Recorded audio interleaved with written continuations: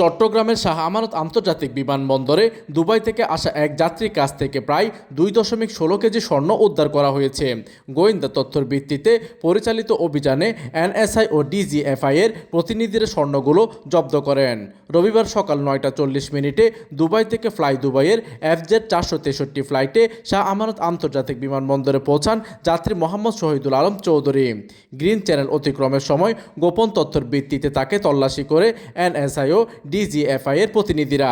তল্লাশিতে তার পায়জামার বেল্টের অংশ এবং আন্ডারওয়্যারের ভেতরে বিশেষ কৌশলে লুকিয়ে রাখা স্বর্ণের অলংকার এবং গলিত স্বর্ণ উদ্ধার করা হয়।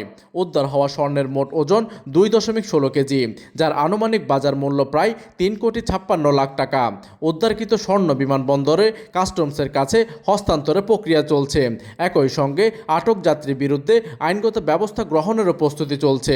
বিমানবন্দর কর্তৃপক্ষ জানিয়েছে, বৈদেশিক মুদ্রা পাচার ও স্বর্ণ চোরাচালান প্রতিরোধে এনএসআই, ডিজিএফআই, কাস্টমস ইন্টেলিজেন্স, বিমানবন্দর কাস্টমস এবং বিমানবন্দর কর্তৃপক্ষের সমন্বিত নজরদারি অব্যাহত থাকবে। প্রতিনিধির তথ্য ও পাঠানো চিত্রে ডেস্ক নিউজ, দিগন্তের বার্তা 24, চট্টগ্রাম।